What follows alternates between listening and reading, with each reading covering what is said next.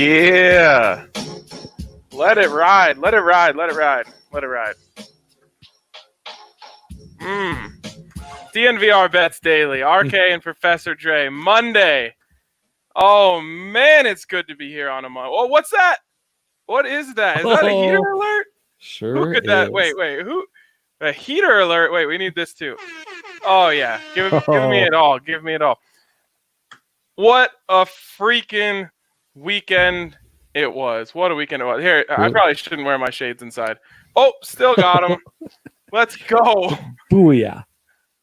5-1 for your boy. But it's, well done. It's not just any 5-1. Not just any 5-1. So let's recap the whole weekend here. By the way, how'd you do?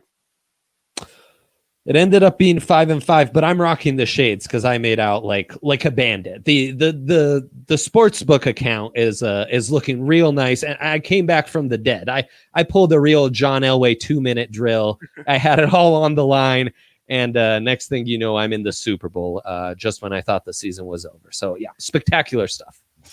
Congratulations! Amazing weekend all around, and there it is. Oh. Can we have the heater alert too? Again, I want that one too. Let's just there we go. Okay, so let's go back to the start of the weekend. Weekend starts off 5:30 a.m. Saturday morning. Wolves, my Wolves. Easy breeze. I honestly didn't see it. They scored one goal. It was in the 67th minute, and that was all they needed. And it wasn't even by like the main players. You know, sometimes if you're gonna play for the in the Champions League, you're going to have days like that where your top guys don't have it. Like Dion Decker or something scores in the 67th minute and you're off. You know, that's all you needed.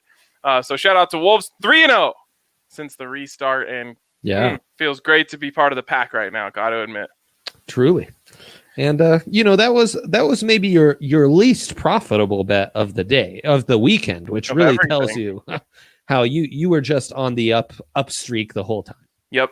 So then we go and I had Mackenzie Hughes to beat Phil Mickelson on the day. Just had a bad feeling about Phil coming back. Thought Mackenzie Hughes was going to play really well. Yep. Well, only one of those two things happened, and it was Phil coming back a little bit. And Hughes shot like 2 under or something. Phil shot 1 over.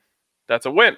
We're up to 2-0. And then the ever profitable UFC card came around for us. And I think we found a real kink in the system here, Andre, with the to go the distance round robin parlay that I put together on Friday. And wow, that was quite, I don't even know what to call it. It was weird betting against the action, but you have your own internal action. You texted me during the fight. You said it's a whole new hit of crack. Yeah, that final card, the entire last 2 rounds, I was pacing and yelling at Dan Hooker to just stay alive. It was a new high in watching the UFC. That's for sure. And so the funny thing is, so we also had a couple straight up bets. Yeah. First of all, yeah. So we end up going 3 for 5 on the round robin parlay, and that's what you got to do. 2 for 5, you're going to be a little down. 3 for 5, you're going to double your money, plus a little something. So that's what we ended up doing. 3 for 5. We should have had 4 for 5. And to those who didn't listen on Friday, we said if we get 3 for 5, we're just going to call that 1 win. And if we get 4 for 5, we'll call that 2. If we get 2 for 5, we'll call it 1 loss. We get 1 for 5, we'll call it 2 losses, and then 3 losses if we went 0 for. We should have had 4 for 5. Yes. Do you remember the fighters? I'm blanking. It was Mo Green against worst fight of the night. Vlade, something like that. Viante. Viante against Mo Green, and Viante has Mo Green. I mean, it looks like, oh boy, round 3 is about to get the knockout, but Green manages to stay alive, and they're grappling, and it's looking like, oh man, this is perfect. They were 3:44 into that final 3rd round. We needed just barely over a minute to survive and get that 4 for 1 on the round robin parlay, which, I mean, I might be in a bedazzled Hummer on this episode had that gone through. Forget the white shades. And yet maybe the craziest upset we've seen thus far in our time watching the UFC together, Mo Green, who seemed down for the count, somehow manages to stranglehold Volante and end it right then and there when it seemed like he was over. Bro, if you get strangled from on top, you got to retire. Get out. The thing is, he got on top and he was controlling the fight and he was trying to finish him. And this is something I've learned. Yes. When you try to finish and fail, you're in big trouble. Yes. Because he expended so much energy because he knocked him down. And I thought, there we go. This is it. And, a quicker trigger referee. Is that what referee? Sure. Yeah. Could have called the fight. Mo Green got hit in the face 8 times in a row. For sure. And Viante is just pounding him. He survives. And at this point, Viante is done. He has no more energy. So he's just kind of laying on top of Mo Green, just being like, all right, well, at least I'll win this round as long as I don't let him get up and get me a couple hits. And, I mean, just one little slip. That's what I love about UFC. And, I found a new thing. You put your head – all he did, he put his head over his shoulder. He kind of slid it in right here. Mm-hmm. And that gave Green a pressure point to where he could lock it in.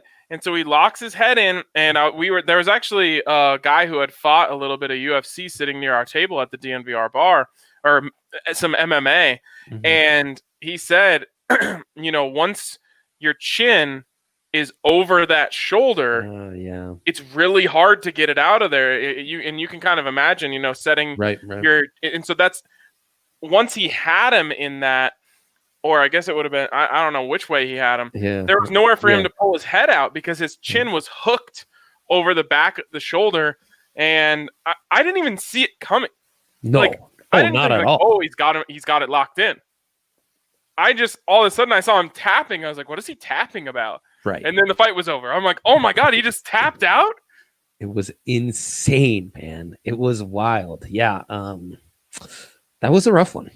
And really, I mean, I'm kicking myself because the round robin parlay, the two that didn't go the distance were the two heavyweight fights. Right. Where I've always said, heavyweights, upsets are possible, one shot, knockouts are possible. But these guys were just so uninspiring. We thought they would be the rare heavyweights that wouldn't go the distance or that would go the distance. And we were this close, man. Yep. This close. And then that would have made this final fight going the distance. We would have been doing backflips through the bar. That's right. Because this one was, I believe plus 225 to go the distance on the money line, or maybe even plus 250. It was not supposed to go the distance. Poirier and Hooker. And wow. I mean, unreal fight. These guys fought. A lot of time we just talked about, Volante getting on top of Green and just trying to stall. Maybe 3 of the 25 minutes that this fight went were that. Otherwise, these guys, especially the first 2 rounds, they were fighting for 10 straight minutes. No breathers, no pin up against the fence, nothing. The cage, these guys were just fighting for 10 straight minutes, and it really lived up to it for the rest. Obviously, it slows down. It always does when it goes 5 rounds, Right. But unfreaking believable fight. And we actually on the show liked Hooker. And I believe that bared itself out in this fight. It was, totally. It could have gone either way. It maybe was settled in the 5th round. Yeah. And I changed because on Saturday morning, I wake up to the old Christmas present from DraftKings. Every once in a while, they just, doesn't matter the day, they just slide a present under the tree, and you can't turn them down when they give them to you. I wake up, it says Poirier has been boosted from minus 2 something? Yeah, I mean, it was right around -2, yeah. To plus 500. And so I'm like, oh, okay, thank you, DraftKings. Yeah. Appreciate it. Yeah, I'll go ahead and get right in on that. So I took it, and before the fight, I'm telling everyone at the DNVR bar, all right, We needed to go the distance and Poirier to win. I realize this is highly unlikely because if you parlayed those two things together, you probably would have got what? I think you were getting at least in the 600s. Yeah. So I know I got Hooker to do that in the 400 or 500s. Okay. So, but that seemed more likely, right? If Poirier was going to win, it was more going to be by more realistic by a knockout because he was pushing the pace. Man. Yeah, and I was at a point where if Poirier won by knockout, it would have been devastating. My weekend would have been over. I went in on Hooker so early last weekend because all the guys that I've liked and thought were underdogs ended up not being as big underdogs or almost being favorites. So I was like, no, this time I'm getting in early. That line never shifted. But then on Saturday, I doubled down and parlayed him with Gall because why not? And then took a parlay for Hooker to win by decision. So I was all in, man. And I got to that final fight. It was decision time. You know, it was like we win this round robin parlay or it's time to start a new betting budget. And luckily the parlay went through. And even if Hooker didn't win, it was still enough. And I know you made out like a bandit there with that odds boost, man. What a gift from God. And I didn't get that. That was unique to you. So what a lucky duck. I guess it was like high rollers only or something. I guess so. Or maybe they saw your slump and they wanted to get you back on the winning streak. Whatever it was, it worked out. And can I just say, I hope at the bar they had the volume on for the Mike Perry interview post. Oh, man. He turned me all the way around. I could not agree more. Right? Mike Perry is maybe one of my favorite guys. Frankly, if anyone knows Mike Perry, have him reach out. I'd be very interested in helping him however I can. How insightful he was. I got him all wrong. He's young. He's got the physique. He won. It showed great fight IQ despite not having coaches. This guy with the proper grooming and people around him, I think could be a really, really fun athlete. And he's got the entertainer stuff comes naturally, right? So many guys have to work for that persona. He's got it in spades and the talent. He's just got to get all that other stuff figured out. Man, when he's talking about getting a deal with the tax man and having to figure things out after this fight, now that he's got this check, I was just like, wow, I'm such a fan of Mike Perry. I picked against him because of the persona. He turned me around completely. You said if anyone can get in touch, you want to help him out. I would just want to say sorry. Because I totally, was judging him by his actions, but not the way that he really is. Like, I saw him barking at the weigh-in on Friday, and I'm like, stop! What are you doing? You look like an idiot. And then he gets on that mic after just getting punched in the face 50 times, and he sounds like a freaking MMA genius up there. And so, all apologies to Mike Perry. Yes. We are team platinum. Team platinum from here on out. We totally got you wrong. You're awesome. Congratulations. That's absolutely. Please don't hurt us. Yeah.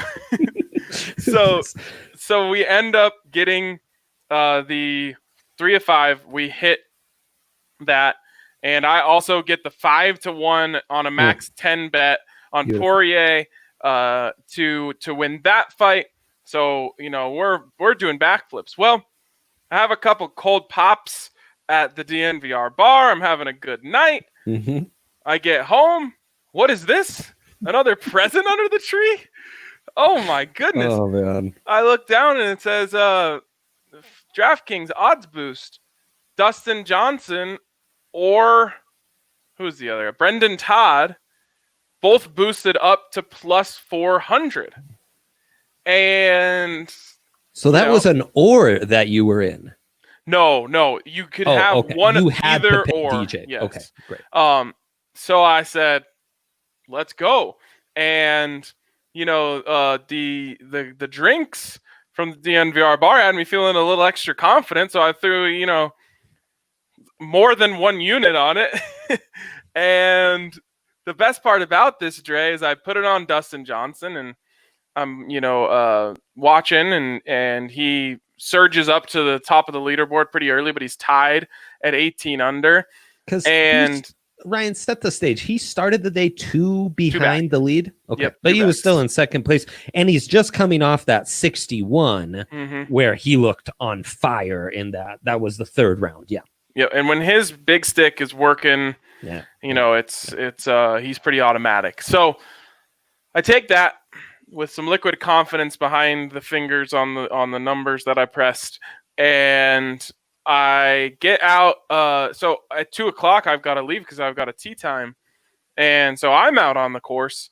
And being the zoned in type of guy I am on the golf course, I completely forgot about what was going on in the match.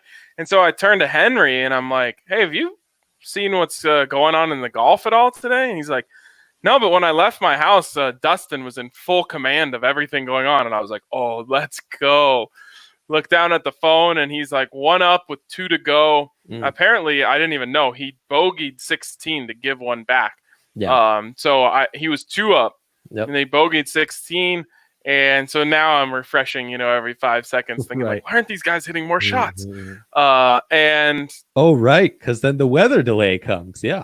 Oh, is that what happened? That's what happened. Yeah, there was like an hour we were on weather delay. You were probably freaking out during that time. I was like, I think I lost service. Like, what's going on here? Yep. So anyways, eventually I looked down and it says final Dustin Johnson, and I was ecstatic. At any point, and I don't think I've ever done live betting on Sunday for someone to win. That would obviously be the easiest time to pick it. But I've never picked a golf winner before the tournament, during the tournament, at any time. So this is my first one. And I end up, with all the boosts and everything we did, going 5-1. But I think I was up 10 units this weekend. That's pretty nice. Yeah, that's quite nice. I guess I ended up a little over 10 units, like 12 units. I have to factor in how many units I put down, because I definitely had some losses. Sunday or Saturday started off a little rough. My tie in the Bundesliga at plus 500 didn't hit. And then the 2 upsets in the UFC don't come through, and the round robin's looking a little rough because it started off 1-2, after the first 3 fights. So we really needed those final 2 to go the distance, and indeed they did. But man, there's nothing worse than the guy you picked on the money line already losing and just having a hold on. I mean, when UFC fighters are tired, it's just like they're like your drunk friend trying to walk home. It's like every step it could be the end, but somehow those guys stayed alive, and I am so grateful. So more often than not, the bet with more juice is to go the distance, right? Yeah. I think we might have to make that play every card. I know, and this was with the smaller cage, Ryan. Right. Not having to travel out of the country and all that kind of stuff. Yeah. I like that a lot. And these now guys, the way these guys take a beating is just unbelievable. Insane. Right. At every fight night, I come away thinking that was amazing that guy survived that type of beat. Right. That's the athletic feat every time when I watch the UFC. That just baffles me. And yet I'm prone to pick it to end under 2.5 or on a KO, or because it's fun to root for that. It's fun to get on your feet and be like, finish them, and really. But yeah, it's harder to happen, especially when you have guys like Vellante, where it looks like, oh, he's got the finish, but then he tires out in trying to actually close it out. And then it kind of reopens the fight. It's incredible. Sunday, though, I killed it. I finally got an odds boost that did work after losing 2. I took 1 on La Liga for Barcelona and Atletico Madrid, both to win. Seemed like automatic. Barcelona somehow gets tied up at the very end. I took the same one with the Bundesliga. Dortmund somehow loses 0-4 to Hoffenheim or something. But no, my picks were the FA Cup, Arsenal, and Chelsea to win. They both did. Arsenal did it in extraordinary late fashion. They were up 1-0 for like 80 minutes, then got tied up, then went back up in the final 90. My guys from AC Milan with a big win against Rome. And then in the Serie A, my 2 upsets were this close to putting me way over the top. Somehow Verona, who is up 3-1, gets tied up 3-3 at the 97th minute. 97th, Ryan. I mean, just what the hell was it doing in the 97th minute? Well, now they have these weather breaks, but because it's soccer, no one even knows how to stop the time. So they just need to add more extra time. And it got to 97, and these guys tied on a blast from outside, like absolutely insane. And then Parma, who I took just to troll Inter, they're up 1-0. They could have easily gone up 2-0 multiple times. I had the tie, so I'm almost on the edge of my seat. Like, okay, let's not go too far. Inter ties it up. A Parma player is so mad about the goal that Inter scored, arguing with the ref, he gets a red card, and with the man disadvantage, Inter manages to go up 2-1 and completely blow. This happened in the span of 10 minutes. I went from, like, it's the 80th minute, I'm about to go 5-0 on Sunday, to these two devastating, like, late losses happen. But still, up 12 units, we're feeling great. So I won't even complain.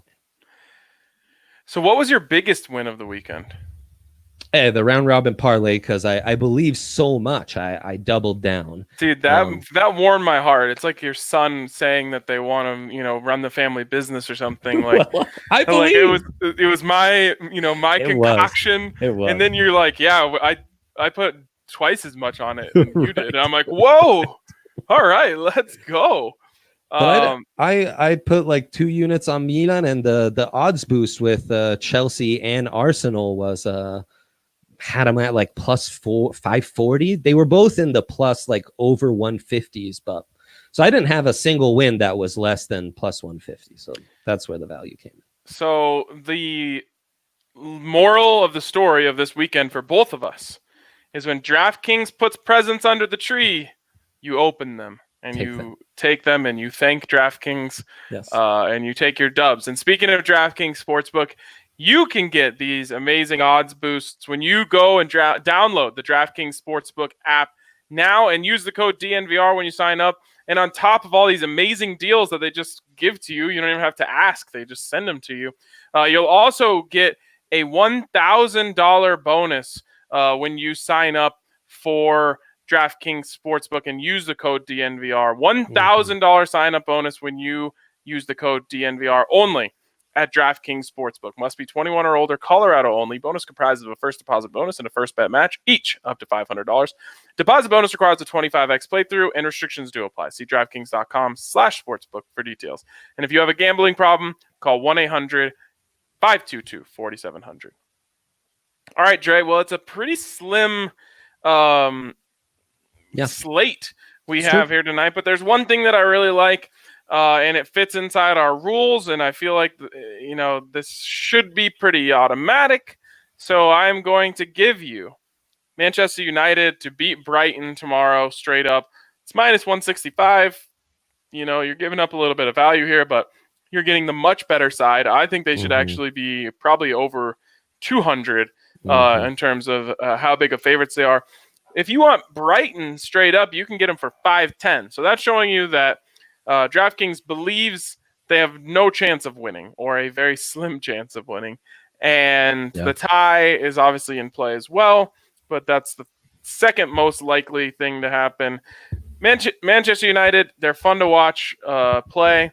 They should win this pretty handily.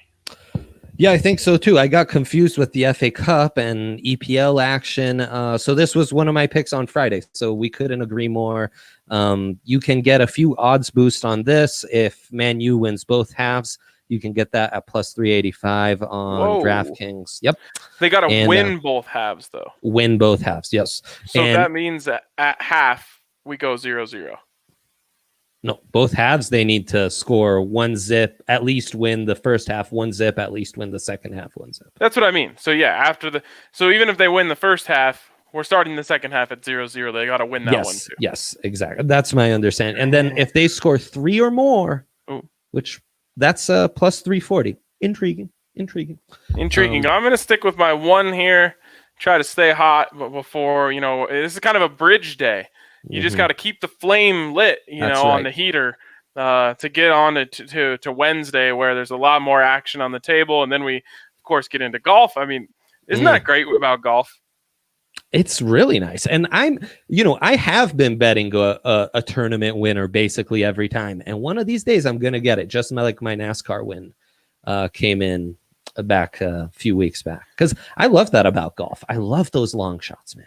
Yeah, it is fun. I just love the fact that you're betting on golf Sunday night, and then you're already back to betting on golf by Wednesday. I know. And in 2 weeks, they're in our home state. Oh, really? Yeah, there's one in the Midwest this week, and then next one's I'll tell you where exactly in Colorado. I would guess TPC Colorado. I think that's exactly right. Yep. Where's that in? That's I don't know. I've heard great things though. Yeah, it's like Berthed, something like that. Yeah. Big game tomorrow in La Liga with Barcelona taking on Atletico Madrid. Big rivalry, two big teams. Barca at home has won every game in the last 5. Atletico has won the most recent, but that was neutral site. Spanish Super Cup, those are always a little fluky. You can got Barcelona at -118. That's pretty nice for Messi and the guys trying to win La Liga, where they're just 2 points behind Real Madrid.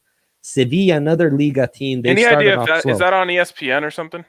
No, unfortunately, it's on BN Sports, and if you have Comcast doesn't carry that, and Comcast is truly the worst. Goodness gracious, man! I mean, we got arguably the best soccer player in the world on the pitch. Yes. There's no one else playing in any sports, and we can't get this man on American television.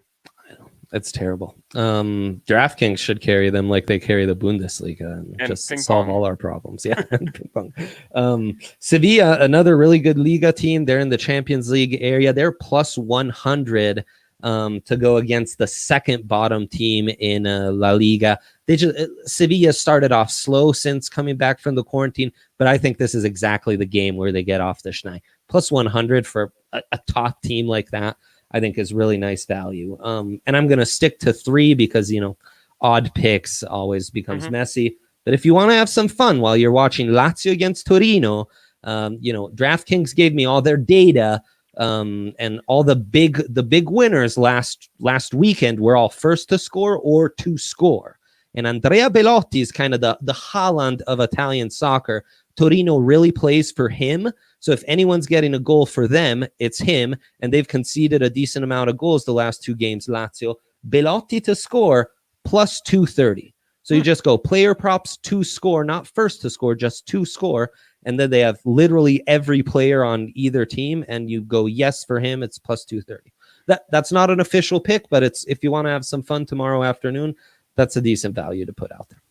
I like it. Lazio is dead to me. Rightfully so. I understand. I love that. In American sports, you're watching these teams a lot, so you can't just kill off a team after one game. Right. But all these new leagues, I'm like, if you do me wrong once, you're dead to me. Especially the first time. Like if you win the first time I bet on you, I know. Well, then you've built up some goodwill, and one loss just gets us to 1-1, and we're fine.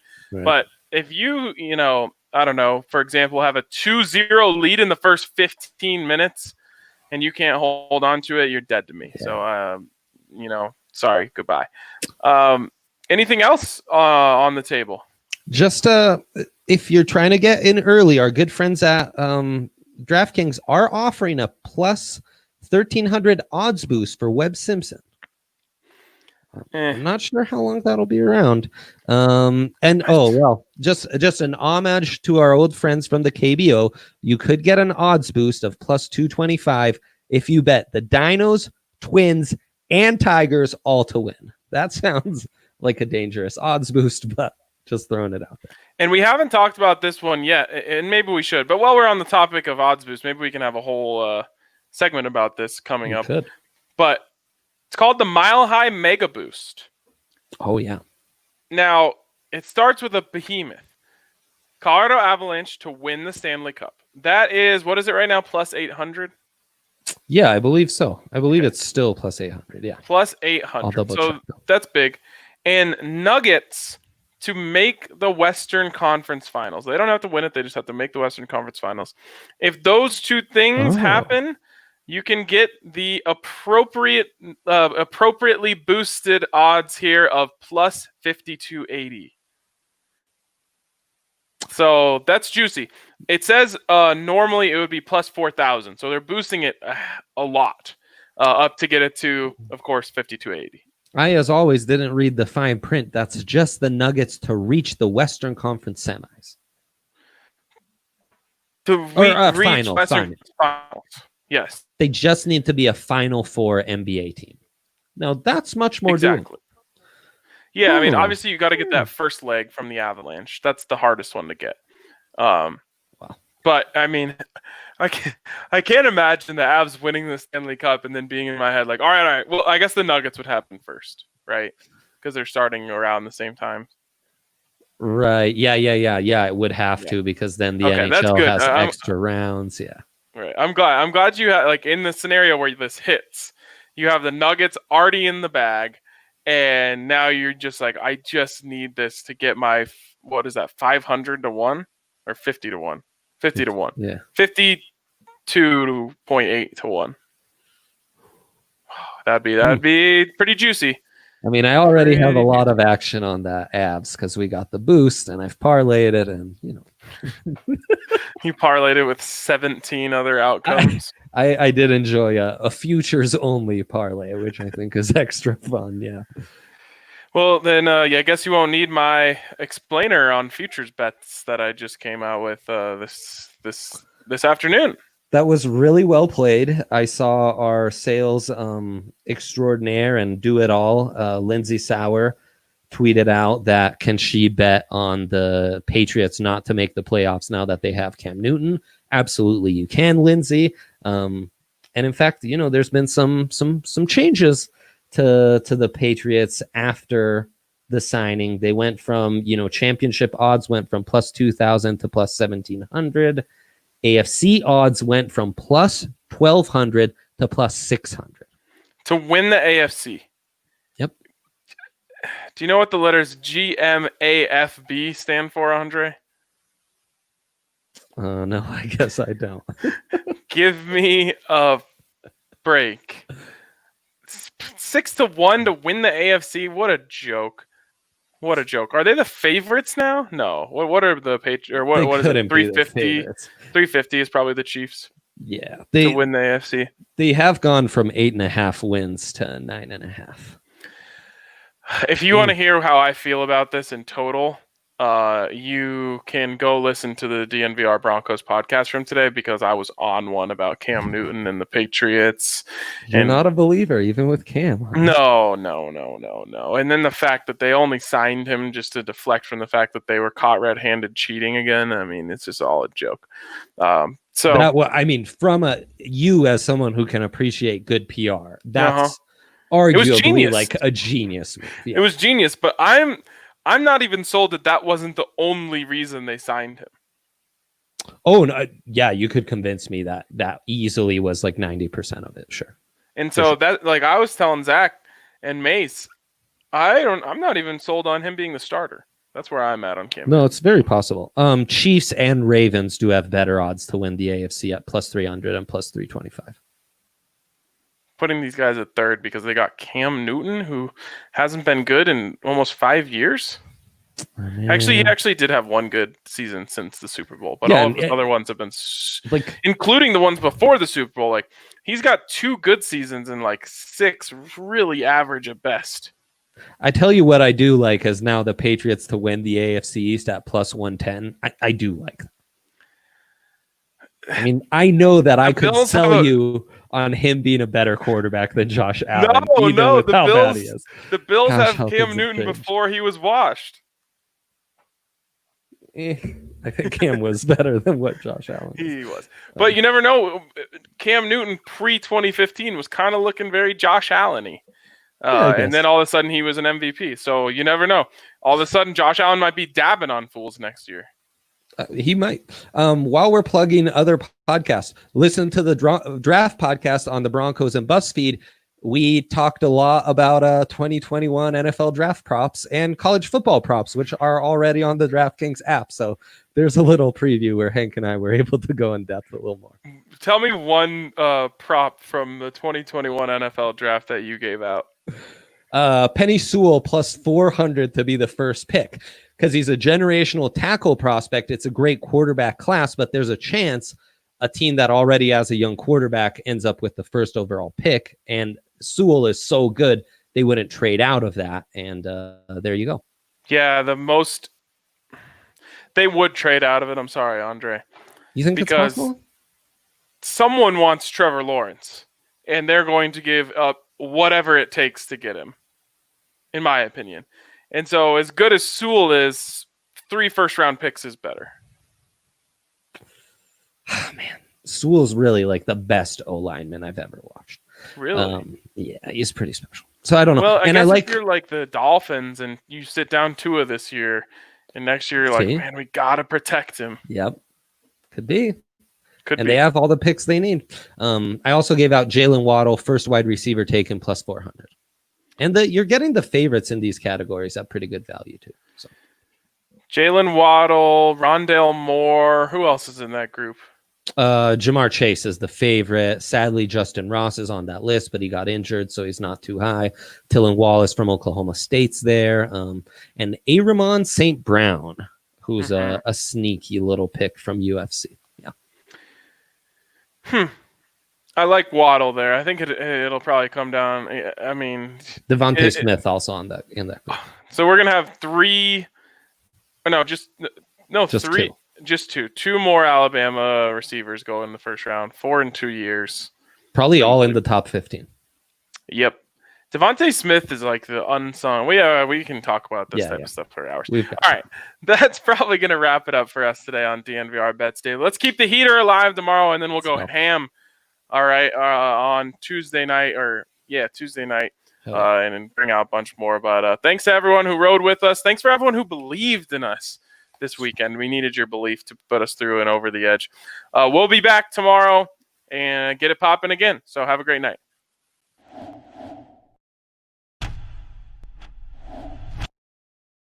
As you guys know, we're working with DraftKings Sportsbook, so make sure you download the top-rated DraftKings Sportsbook app today and use the code DNVR when